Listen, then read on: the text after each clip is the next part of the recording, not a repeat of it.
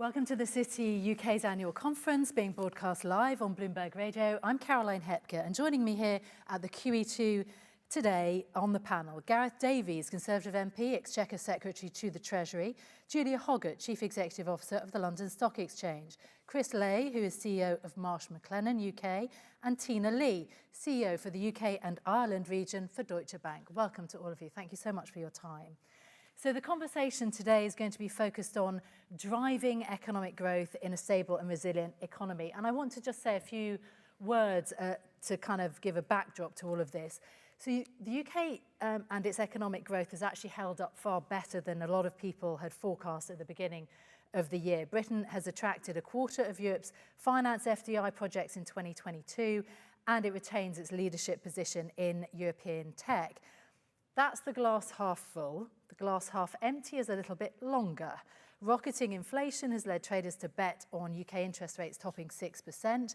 Bloomberg Economics this week has now updated its forecast and sees a recession in the fourth quarter, cutting 1% from GDP.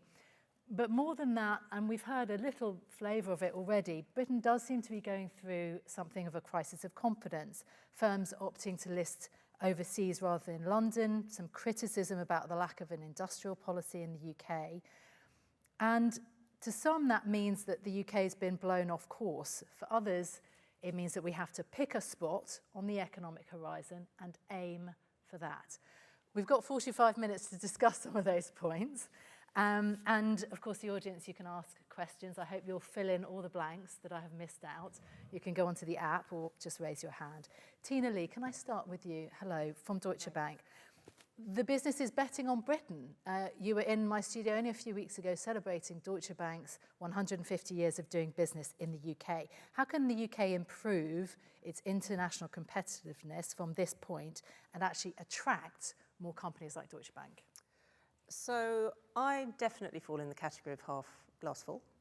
Of course, I think there is a tendency sometimes in the media to focus on the equity market. I'm sure Julia will talk at length about the whole listings topics. But of course, I do think it's always worthwhile to really acknowledge actually the complexity and the depth of the ecosystem that we have here in the UK. We all know our strengths in private credit, whether it's private equity, venture capital, assets under management with hedge funds, only second to New York.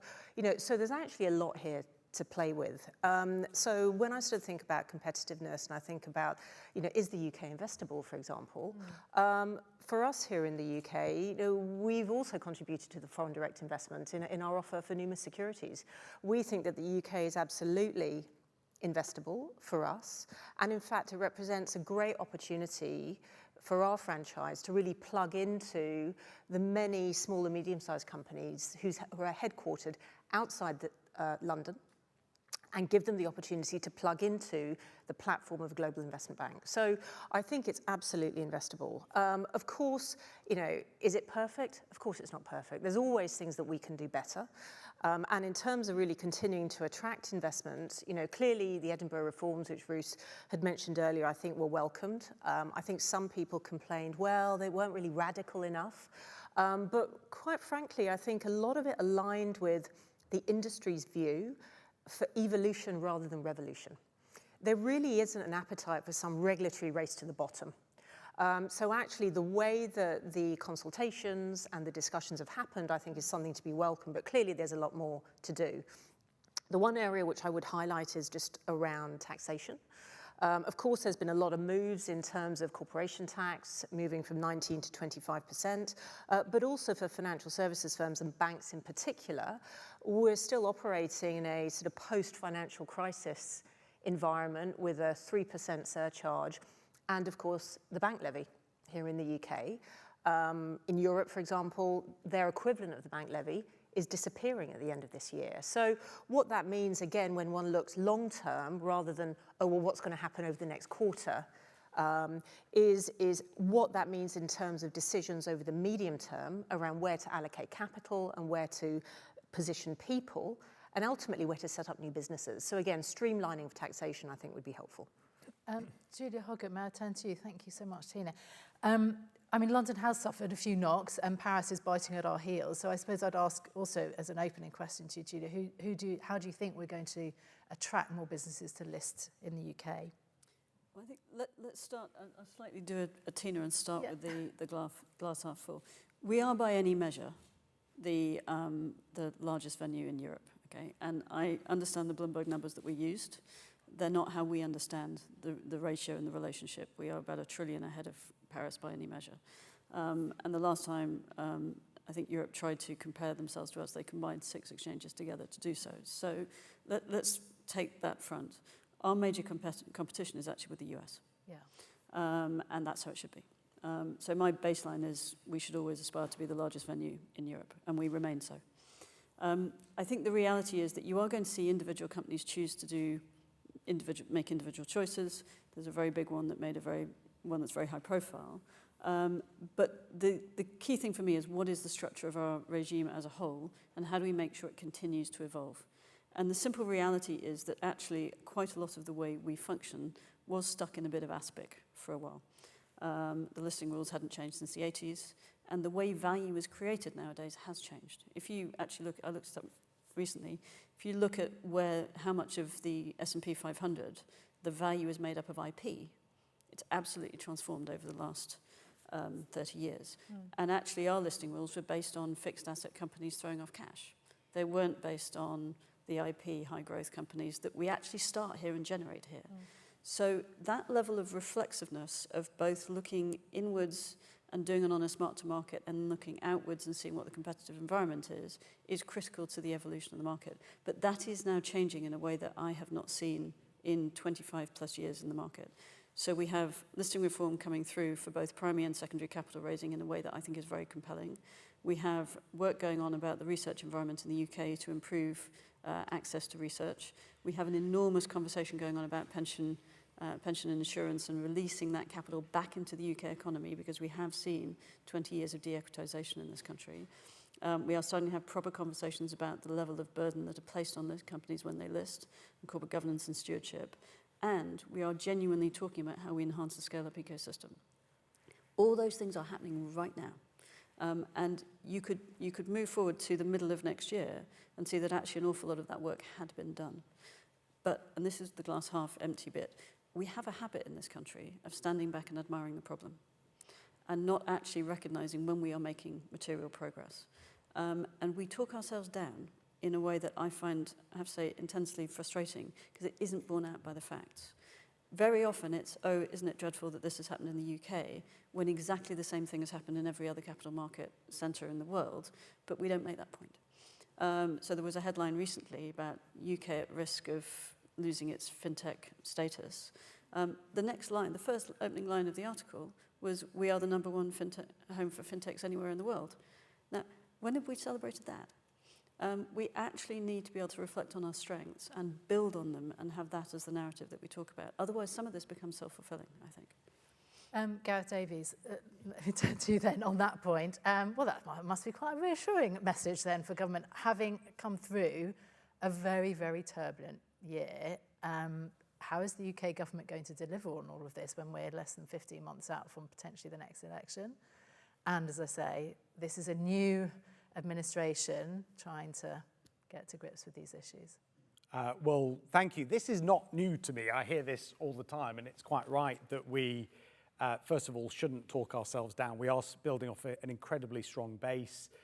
That's not newsworthy. That's why we don't hear a lot about it. But it is true that we are genuinely world leaders in lots of different areas, not least in the sector that we are all talking about today. And so we're building off a position of strength.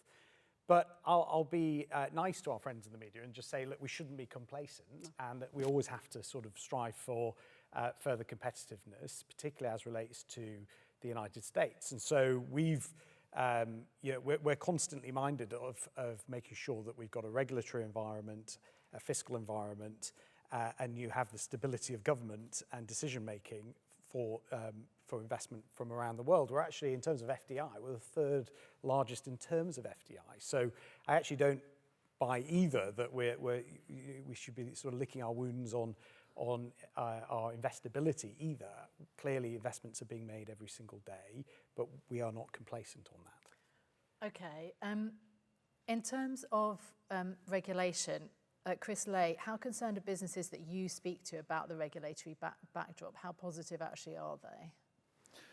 Yeah, thanks, Caroline. Well, just before I come to that, maybe I'll build off the comments that were made here about the leading position we have, because there's a temptation to dive into the challenges, perhaps, of regulation. But at Marsh McLennan, we're a risk strategy and people firm. It's Marsh, Guy Carpenter, Mercer, Oliver Wyman. We're focused on the risk and insurance industry, which is we're the fourth largest, actually, insurance and long-term savings market in the world, and the second largest if you look just at insurance. Absolutely critical to underpinning sort of growth in the economy, employing 330,000 people, of which I think 75% now are outside of London, which is important. So we do have a good sense as to what our clients are telling us about the ease of doing business in what's really, I think, an important fundamental enabler for them in terms of supporting their investment and their ambitions for innovation, for entrepreneurs to take risk, which is where we spend a lot of our time. And I think when we think about regulation, we on the one hand want the confidence that this great regulatory environment that we have in the UK gives to investors. But we also need the agility and the speed, the flexibility and the proportionate approach that enables investment decisions to be taken. Risk. We always say risk is a good thing. Risk enables growth, but we often seem to live in a world now where we talk about risk elimination. It's just not reality. We can't eliminate risk. We need to actually understand it better. We need to work harder on the data. We need to actually think about appetite and tolerance to risk, but not eliminating risk. And I think sometimes the regulatory framework drives us too much in that direction. It also focuses on cost and not necessarily value. And so what I hear from our clients is, can we actually embrace risk in a more positive way, because we have a massive opportunity here, and can we actually think more about the value that we're creating, and not that the cheapest is the best or the most eliminated risk is the best solution. I suppose I'll push back though on this one point. On pensions, for example, there have been a whole host of ideas to try to galvanise that risk, right? From the Lord Mayor of the City of London, the £50 billion growth fund that he wants. And then just this morning, 10 of the biggest UK pension funds say, no, they actually want to pause listing reform. So in some senses, when that reform does come to try to encourage risk and to try to build, UK growth companies, then there's pushback from the industry. What do you make of that, Julia? So I have actually quite a simple way of thinking about this. If you look at the de-equitisation of UK pension funds, asset management in UK listed equities, okay, and I have looked some of this up, the vast majority of those institutions that are saying we don't want change direct more of their pensioners' money into companies listed overseas that have exactly the rules that the FCA are trying to move to than they do into UK companies. So their actual money isn't making that point. And I think that's one of the things we have to be quite open about and say the simple reality is we need to make sure that we have a level playing field for companies to choose where they want to get access to their capital. And Mark Austin, who wrote the Secondary Capital Raising Review, says this a lot.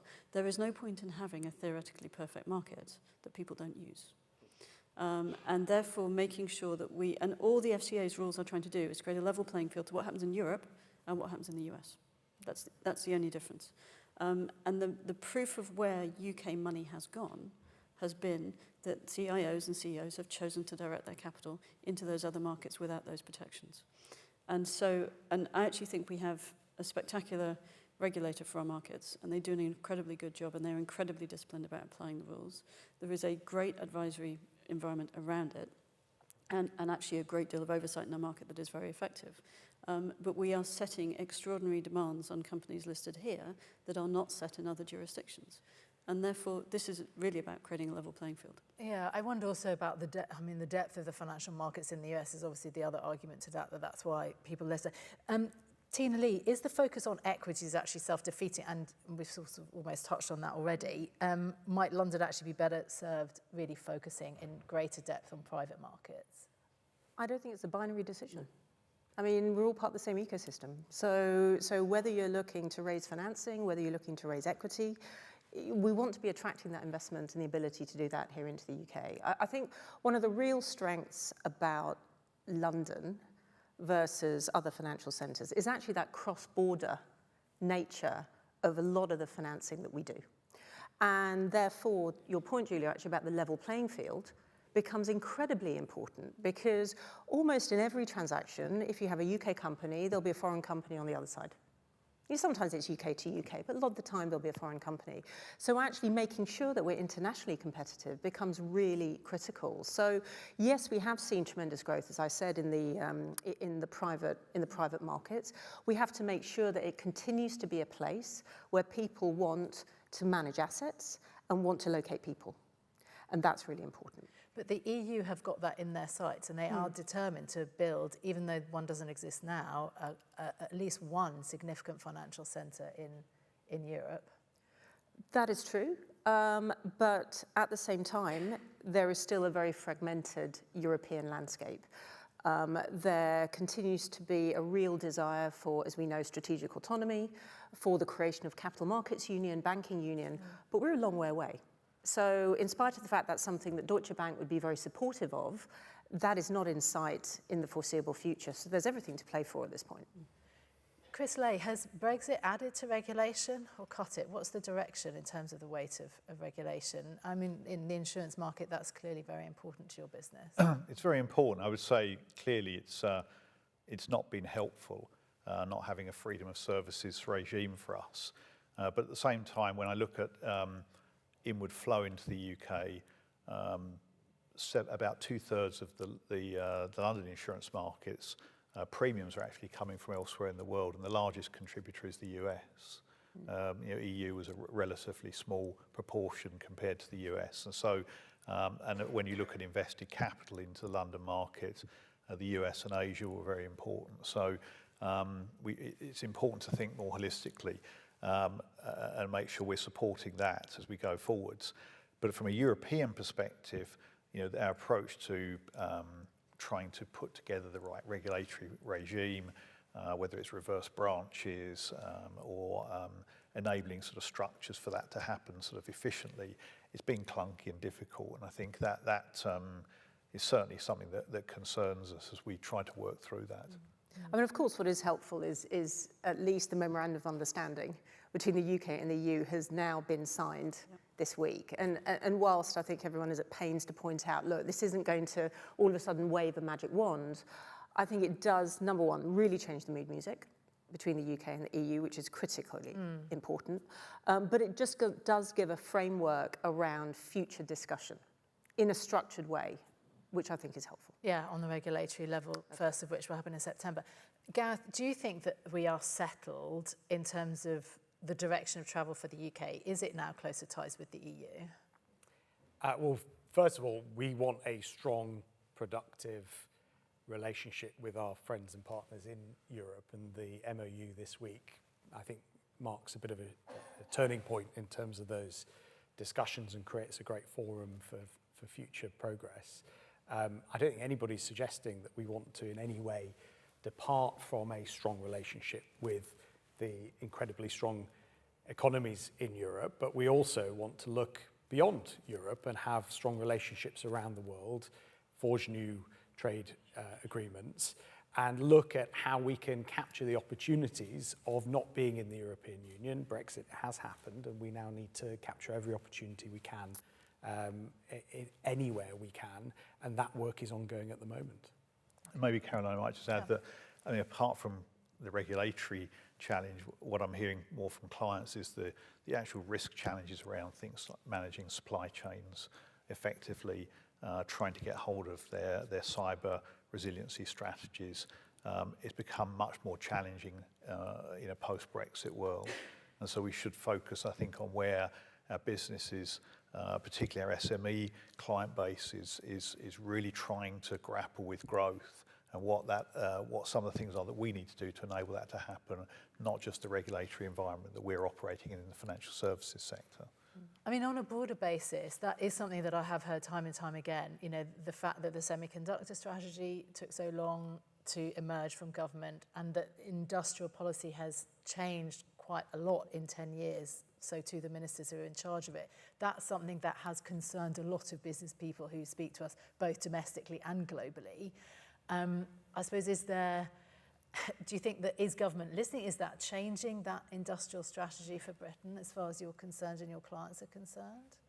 Well, I think with the sort of the rapidly changing sort of risk environment, there's even greater demand for a clearer industrial strategy, and clearer could include things like understanding what a green taxonomy actually means, or enabling greater clarity around how we might invest in a UK solvency regime versus a European one that we've come out of or coming out of. So I think there's a real demand for greater clarity.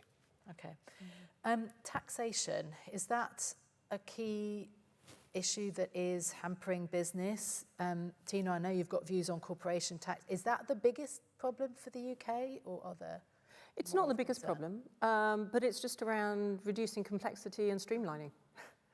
And ultimately, particularly because of, one's always very mindful on what's happening in other jurisdictions, because one always wants to remain internationally competitive, which is obviously why I then mentioned something like the UK bank levy, because the Single Resolution Fund has been in place in Europe ever since the financial crisis. There have been significant contributions from all financial institutions. That actually ends this year, whereas, for example, the UK bank levy is indefinite. So there are sort of areas where you sort of look back now, here we are sort of 15 years on from the financial crisis, going, okay, is that now still fit for purpose? Is it appropriate to have a tax on size of balance sheet? It feels like a bit of a clunky tool to use. The Conservatives still seem to be having a significant argument around the taxation issue. The fiscal situation is extremely difficult, so trying to deliver tax cuts in time for the next general election is going to be very difficult, and surely the priority will be consumers rather than businesses. Well, look, we want taxes to come down, but as you say, we are in a very challenged position. If you look over the last 15 years, we've had 3 global shocks. 2 of them have happened in the last 3 years. So we've had quite a lot to do over the last few years, and we've provided an unprecedented level of support to businesses and consumers, whether it's through COVID or the energy crisis. And so obviously that needs to be paid for. But at the same time, I would just suggest that we actually are still competitive when it comes to taxation. Yes, we've increased corporation tax, but it's still the lowest in the G7. For example, we have one of the most generous capital allowance regimes, thanks to the spring budget, of anywhere in the OECD. So I'm not entirely convinced by the argument that we're uncompetitive when it comes to taxation, but do we want to get taxes down? Of course we do, and we want to incentivise growth and investment.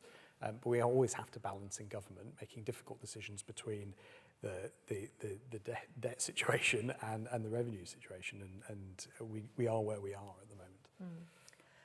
In terms of talent and attracting talent to the UK, the issues around the migration rules, I mean, actually immigration into the UK has gone up significantly. How do you get the best people to come and continue to create businesses in Britain? I suppose I could start with you. I think, London as a city has always attracted people from all over the world. For me, I don't have a silver bullet, but I do think sometimes we don't frame it actually as the opportunity that it is. So it's a negatively framed conversation rather than actually the idea that what we need as an economy is the best skills and the best capabilities to help drive the economy to improve quality of life for everybody. And actually, some of this is a talent acquisition strategy. It's not really about immigration, it's about talent acquisition. And how do we do that as an economy? And that is both about building skill sets and capabilities and training within the economy, but also reflecting that on occasion we want to bring the best from all over the world to come and work here to contribute to what we do here. What did you make of the pushback that you got, I think, it's fair to call it that, on the idea of having a real conversation around executive pay and making London, more attractive for that very top tier of talent? So I actually don't think I got anything like the pushback that a lot of people were expecting. And what I asked for was a rounded conversation, a big tent rounded conversation. Because fundamentally, when you look at the empirical data, and we have done this work as the Capital Markets Industry Task Force, and you look at the proxy statements for the UK versus Europe and the US, let's just focus on the difference between the European one and the UK one, then the demands that are placed and the constraints that are placed on how executives are rewarded in the UK is far greater than it is in Europe, let alone the US. Let's ignore the US as a quantum. And one of the things that we aspire to in CMIT is to create a great environment in this country for great companies to start here, grow here, scale here, and stay here. And the way we talk about it is the idea of creating globally consequential companies in the UK. Now, if you're going to be globally consequential, you're also going to want to have a large business in the US and a large business in Asia. If you need to hire somebody to run that Asian business or that US business, very likely you're going to be hiring them from an existing US or Asian business. If in order to compensate that person, you have to pay them 3 times what you currently pay the chief exec, and you can't grow what they get on a performance basis because you're constrained in the proxy voting statement, then how do you attract that talent? Now, that is what I hear time and time again from CEOs and chairs. And it is about having the conversation that says, if we decide to stick with where we are in the UK, that's okay, but can we do it with our eyes open as to what the consequences are, rather than not have, and only have one side of the conversation. But I suppose it's which comes first, isn't it? Because the counter argument to that is that there are more larger businesses in the United States, and therefore they can afford to pay those bigger salaries. But that's about... Or is it the other way around? No, I think the issue is there are objective challenges that chief execs and chairmen have and nomination committee have right now in being able to afford to hire the talent that they want to hire into their companies in the UK. Because this person would have... there was an example recently of a CFO of a similarly sized US-listed and UK-listed company who had to take a 75% pay cut to work for the UK-listed company. Now, some people will choose to do that, but it's a relatively small cohort. In the same way that somebody would choose, if they were working in any other job, if I'm offered X an hour versus Y an hour, I'll probably take the one where it's X, if X is bigger. And so I think it's about just making sure we understand the risks that we face in terms of creating globally consequential companies if we demand a level of restraint that is not, again, on a level playing field just to Europe or to the US.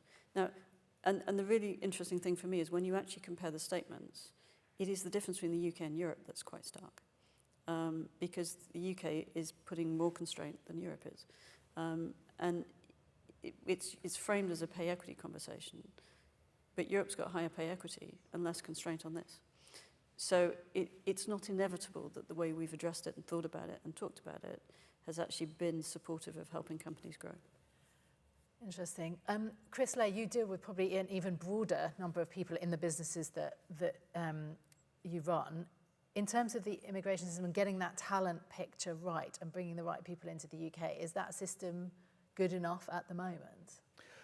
Yeah, I would say that's probably not our number one issue. We don't have a problem attracting enough talent. I think the bigger issue perhaps for us in financial professional services is a little bit of branding around, are we getting the right talent with the right skills for the future? We need a much more diverse workforce. We need a more socioeconomically diverse workforce, people coming with different backgrounds, different experiences, so that we can face off to the customer in a more relevant way. And I'm not sure that the industry in the city has had that type of brand probably since the financial crisis. We need to sort of turn the story around so that we're actually tapping into to that capability and that talent across the whole of the UK, not just in London. Okay. The uncomfortable question then to that will be, Crispin, OD Asset Management, the implosion of the CBI. What is our view, the panel's view on diversity and inclusion, on sexual harassment? Is the City of London financial services doing a good enough job? I asked this of the FCA just this morning. Tiina, a thought? I think that we have come an enormously long way.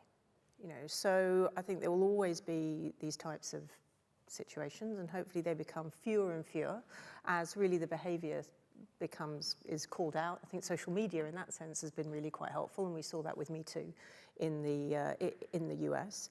But actually, when I look at the workforce of our industry, both in terms of, and this is diverse in all types of protected characteristics, actually I think the focus is light years away from what it was when I started out in the industry over 30 years ago. So, can I say that look, we've moved fast enough and further enough? Of course not. There's always more to do. But I think that actually, the mix of people that we have at DB, and I'm sure it's true for every other sort of global financial institution, is totally different to what it was back in the 90s.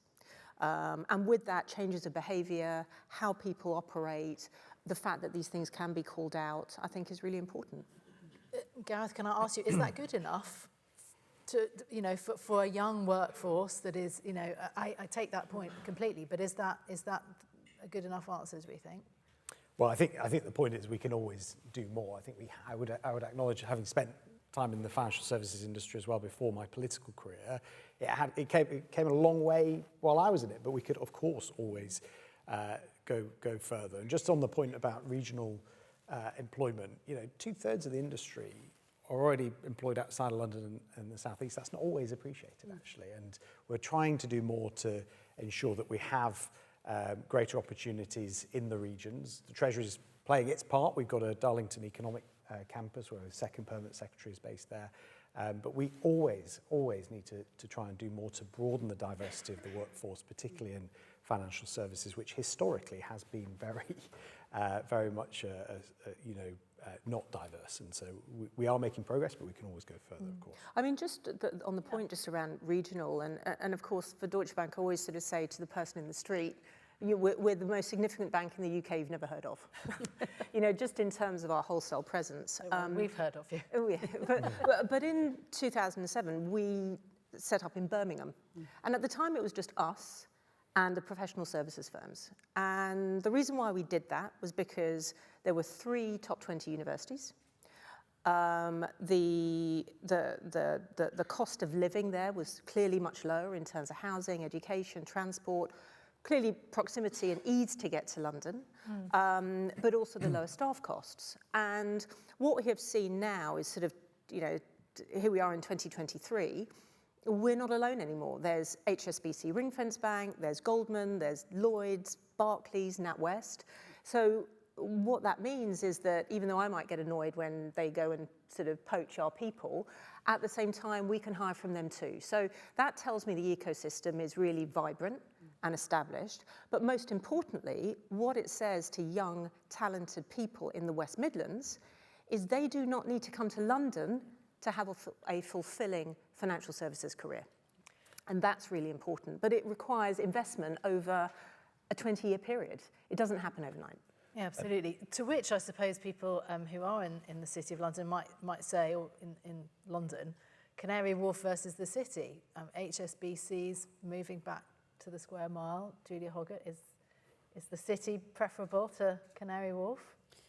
Well, it's interesting. I didn't actually work in Canary Wharf until I became a regulator. I spent my entire time in the City. Look, I think actually fundamentally what you need is to make sure that any city has the right infrastructure to serve the industries that are there. And Canary Wharf serves that purpose because it gives firms, particularly with big trading floors, a big footprint. Sometimes harder to get that in a more congested part of the city. Our strength is really the scope of how active. If you think about London, it isn't Canary Wharf in the city because an awful lot of the private equity and VC is in this part of town. It's actually, we have financial services scattered across the city and scattered across the country and in Birmingham, in Manchester and Leeds, etc. And that is great. I think one of the things I do care passionately about, though, is that we talk about it differently. I said in front of the Treasury Select Committee recently that I want a mother in Cumbria to care about the health of our capital market, because it might be that source of capital that enables a startup to start in her hometown and enable her kids to get a high-paying job there, be able to buy a house there, and she can grow old near her grandkids. You know, that's actually what the capital markets do. Too often, as a city, we talk in self-referential terms. We talk about the amount of tax take that you get from financial services, not actually the role of that we play in facilitating the movement of capital through the economy in a way that changes people's lives. And I think we really do need to do that, because that's how your average person on the street in Birmingham actually thinks that matters to me. And it's also how you get the diversity in the industry. I'm an African development sociologist by training. I never aspired to be a banker, and I'm perennially amazed I'm still in the industry. But I am, because I care passionately about its corporate purpose. And I think it has a really vital social purpose. But too rarely do we talk about it in those terms. And actually, we are a vital cog in the fuel that drives the economy, and a vital cog in the fuel that drives the UK's place in the world. And we need to increasingly talk about it in that way, in a way that resonates with the ordinary person on the street, so that they can realise that the city can be a massive source, as Bruce was commenting, on financing the transition to net zero. You know, it can be all the things that young people care about, the city actually has a driving role in doing. But they don't know that, because they think of us as other and grandies and fat cats or whatever is framed, and not as doing that fundamental purpose. And I think we probably need to all decide that we're going to talk a bit differently about what our day job actually does in order to resonate with people. Yeah, Julie, I couldn't agree more, and I think that just plays into the talent attraction. I mean, the work that was being talked about last week at the Ukraine Recovery Conference for our war risk political violence framework, for example, or the insurance facility we have for enabling ships to export grain out of Ukraine. I mean, we've got so many examples, but these are just two that are very live and current at the moment. I think dialing up our purpose is super important for attracting that diversity of talent. On which note, I'm going to remind the audience that I would love your questions. I haven't got a single one yet, so you need to get your brains in gear, start sending them in so the panellists can answer them for you. And I suppose this brings me back round, though, full circle then, thinking about the nations and regions, growing the UK economy, and that conversation. The difficult question to Gareth again, which is that the UK may be talking about stagflation much more than actual economic growth over the next year to 18 months. That's a very difficult position for the government right now. Well, it's safe to say this year is different to last year when we were the fastest growing country in the G7, and I'm the first to accept that. I think the Chancellor's been very clear that we absolutely need to get inflation under control, and that is the number one priority for ensuring that we can grow our economy. I would just point out that I think it was the IMF, the OECD and the Bank of England have all upgraded their forecasts for growth this year, but we are absolutely not complacent. We're seeking to put in place measures all the time that will help us grow. The spring budget that has just gone in March was focused on workforce participation. We're just talking about diversifying the workforce. This was about workforce diversification, but also participation with, for example, the childcare reforms. And, you know, we'll have a statement or a budget later this year where we'll be looking to put in place further measures to boost business investment and grow our economy. So I would just simply point out that we are seeking to do as much as we possibly can from a policy perspective, but ultimately, while inflation remains high, that is always going to be very difficult to grow our economy. And we're not alone in that challenge. Countries around the world are grappling with this.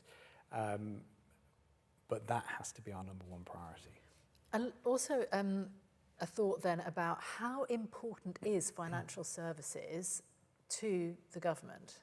Incredibly important. The Chancellor's announced 5 key growth industries, of which financial services is one of them. I think that, you know, to illustrate that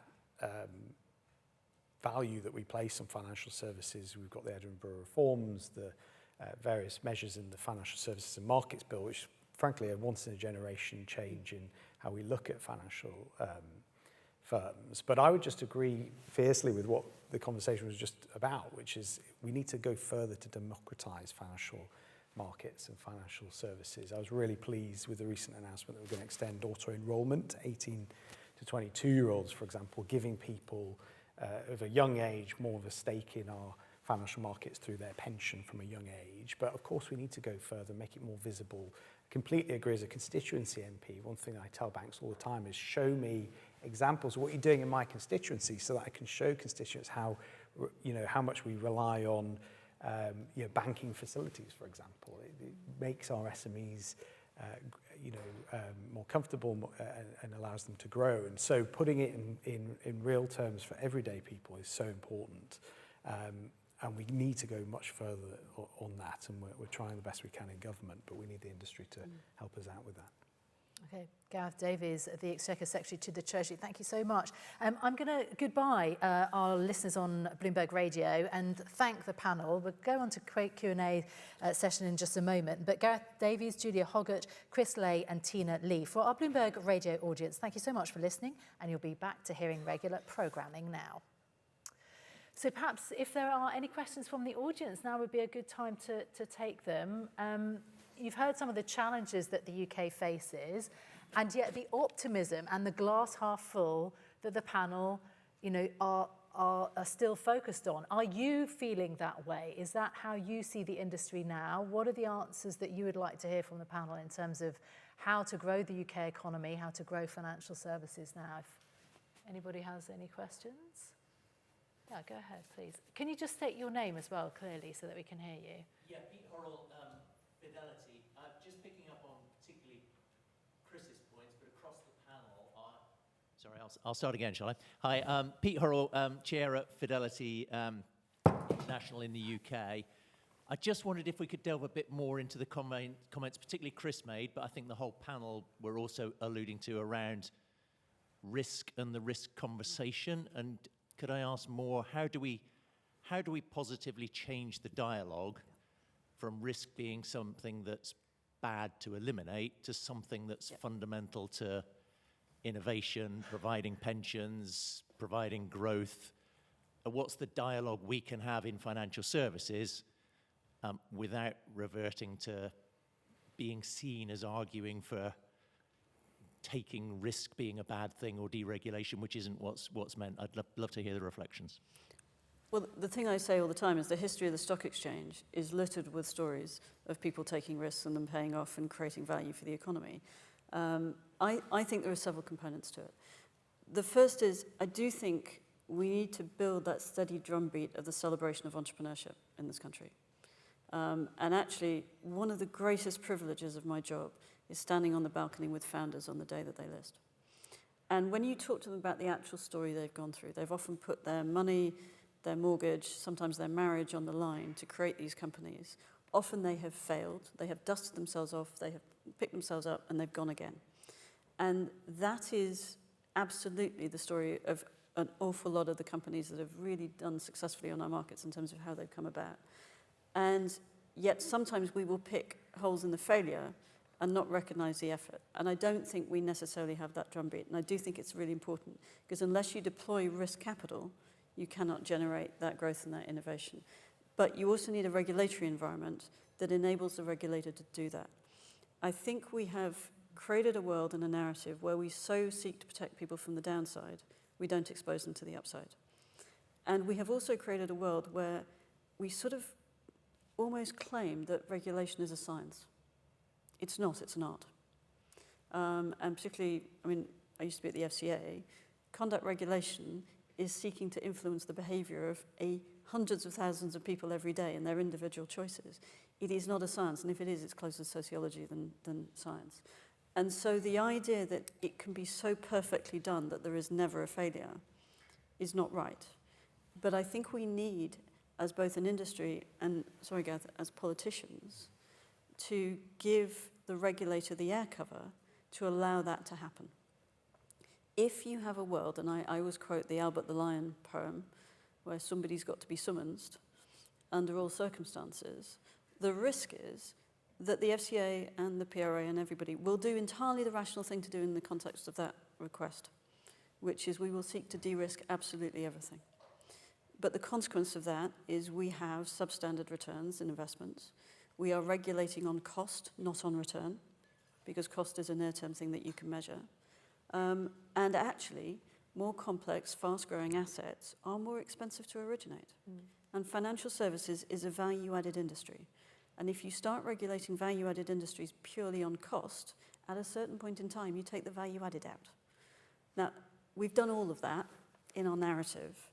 I think we just need to almost be just much more frank about saying it in those terms and then asking for that compact to be shifted a bit. And it's tough. I'll finish on one final point. A lot of the issues that regulators have to deal with are often very much on the edge of the perimeter. And one of the things that happens, and I understand why, I was probably guilty of it, is that because regulators control this bit, they try and make that as safe as they can because that's the bit that they're accountable for. But we've actually in the UK created a world where it's harder for retail to access regulated assets than it is for them to access unregulated assets. Or crypto, for example. Yeah, and so, and I think one of the issues about financial literacy is retail enfranchisement. If people had known what a genuine risk-free rate, because they had access to bonds that were gilts and kind of a Tesco corporate bond or whatever it was, then when they were being sold these risk-free numbers at ludicrous rates, actually wouldn't be as ludicrous today as they were then they'd know that that's not where the risk-free market was.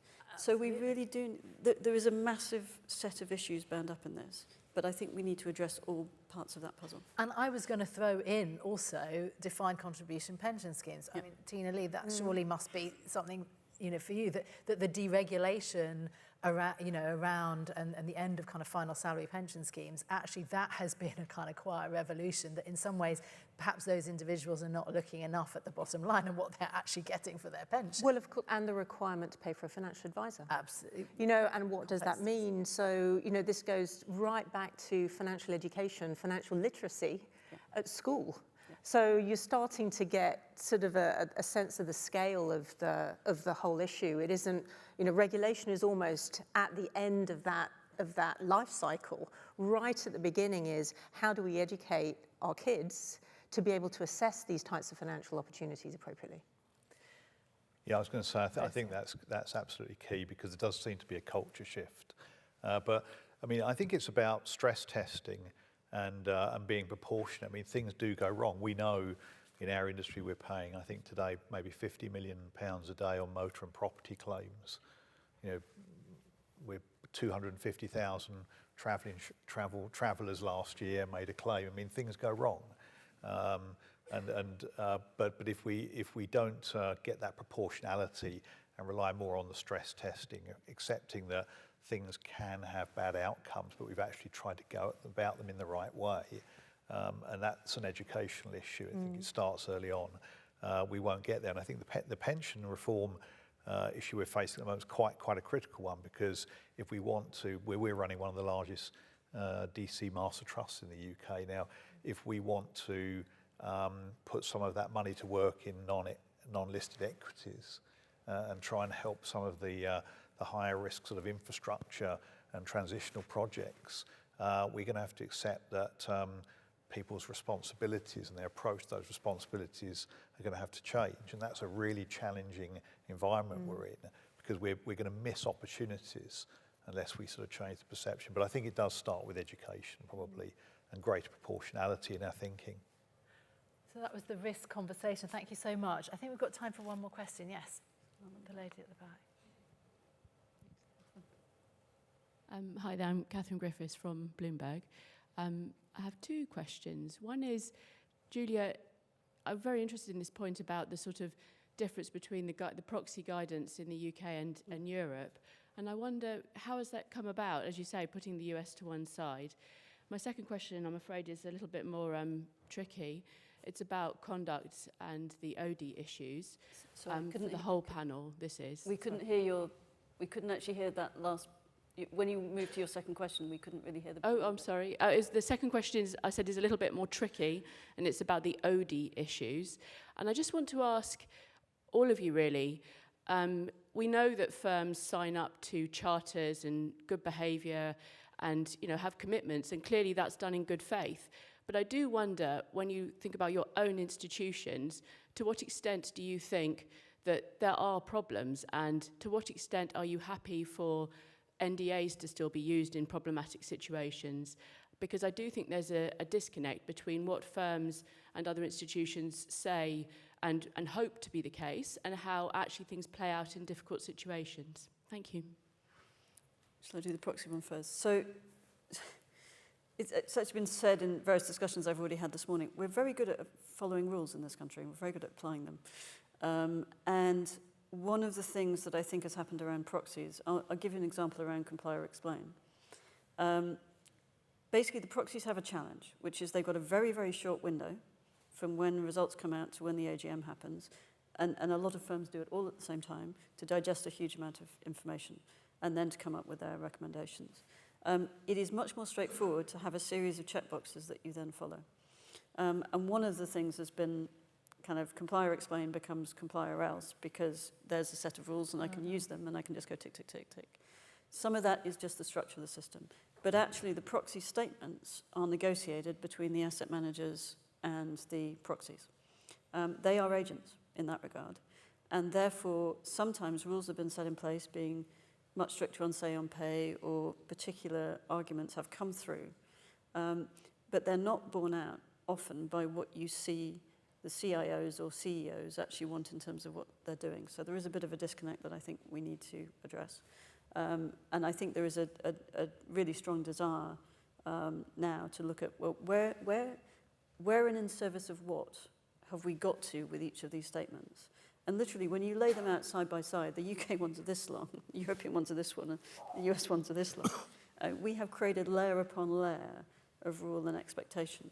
And it is, for me, it's about a level playing field. How do you give companies listed in the UK, operating out of the UK, the same opportunity to operate as you would their peers in Europe or their peers in the US? Okay. So I think that does need looking at. But I think there is now an increasing conversation about doing exactly that. Okay, briefly, on NDAs, should they be used? I'm not one who's ever asserted one or thought about it. I don't apply these rules. But I think you've got to have a stick of rock of what you stand for. Okay? If you stand as an organisation for saying we don't want sex discrimination or we don't want homophobia, I do think you have to examine all of your processes to make sure that that does genuinely create speak-up opportunities and safety for people to do so. I think it can't be we say this and we do this. From diversity and inclusion point of view, I've said this actually at Bloomberg the other week, you need to make sure you don't have a say-do gap. Yeah. And I think organisations do have to look at that all the way through. Tiina, on the question of NDAs, are they? Well, I totally agree with Julia's comments, but I also think that there's there can be differences as well between sort of founder-run businesses and large organisations as well, and therefore, that cultural change and the speak-up culture that we've seen in our industry really has changed quite considerably. So, I'm aware of things that concerns that people raise, but they raise them very early now. And also, I think this generation of young talent that's coming through, Gen Z, right, they are not shy around calling out behaviour, calling out comments, raising issues in a way that when we say we want a speak-up culture, we absolutely have a speak-up culture. So I think it's not just about the organisation putting in the right frameworks in place, which I think is absolutely critical, to your point, Julia, about the stick of rock. Mm-hmm. But at the same time, we have a changing generation of people coming through the workforce for whom this type of behaviour is unacceptable. Yeah. And they are not shy, whether they're an analyst or an associate, in calling out behaviour. And I think that is good for the industry. And Chris Lay, final thought, NDAs, should they be used in difficult situations? Well, I think it's all about the culture and how you organise your business. And the communities that you create within your business. I think colleague resource groups, employee resource groups are super powerful, trying to get away from the hierarchy to a sort of a business that actually is more of a community, so that people feel they've got safe spaces within it to identify with colleagues and talk about the issues that are really important to them. That's where I think our focus needs to be, and that's how we drive change. Okay, I'm going to leave it there. Thank you so much. We've run a little bit over time, so I have to give an extra special thank you. Gareth Davies, Exchequer Secretary to the Treasury, Julia Hoggett, CEO of the London Stock Exchange, Chris Lay, CEO of Marsh McLennan, and Tiina Lee, who's the Deutsche Bank CEO for the UK and Ireland region. Thank you so much for your time this morning, and thank you, everybody, for listening.